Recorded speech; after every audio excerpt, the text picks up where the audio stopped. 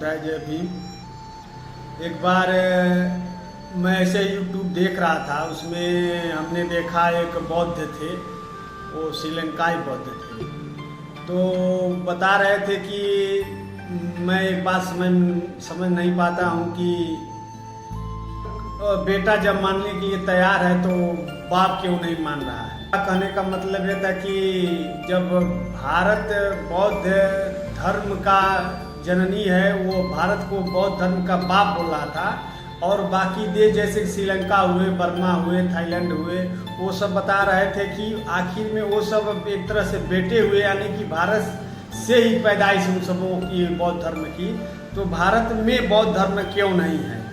तो शायद उनको यह नहीं पता होगा कि भारत बौद्ध धर्म का जननी है और भारत बौद्ध धर्म का बाप भी है, लेकिन भारत में बौद्ध धर्म को ख़त्म करने के लिए कितने तरीके यूज किए गए थे, कितने लोग मारे गए थे, कितने बौद्धिस्टों का संहार हुआ था, वो भी सार्वजनिक संहार हुआ था।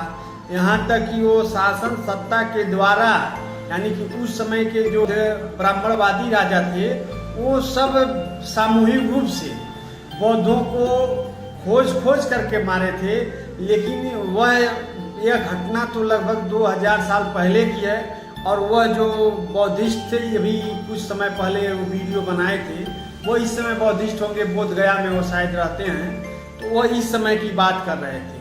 लेकिन 2000 साल पहले और 2000 साल के बाद की क्या स्थिति है, वो 2000 साल के बाद की स्थिति के बारे में कह रहे थे। इस तरह से अगर भारत में बौद्ध का इतिहास को खंगाला जाएगा एक ईमानदारी से, तो उसमें देखने को मिलेगा कि वाकई में भारत में बौद्धों के साथ कितना अत्याचार हुआ था, कितने लोग मारे गए थे, फिर बौद्धों का पतन कैसे हुआ, फिर वैदिक काल कैसे आया, ये तमाम बातें आएंगी। लेकिन ये सब बातें शायद ही कोई खोज पाएगा ईमानदारी से खोजने का मतलब यह है, अगर कोई धर्म से जुड़ा है, मान लीजिए कोई हिंदू धर्म का है, कोई मुस्लिम है, कोई सिख है या कोई और है, तो उसमें सब अपने अपने धर्म के बारे में बात करते हैं। बाकी ऐसा कोई ईमानदारी से नहीं बोलता है कि हाँ भारत में 2000 साल पहले बौद्ध कैसे थे, फिर भारत में बौद्धों का संहार कैसे हुआ, भारत में बौद्ध समाप्त के कगार पर कैसे गए।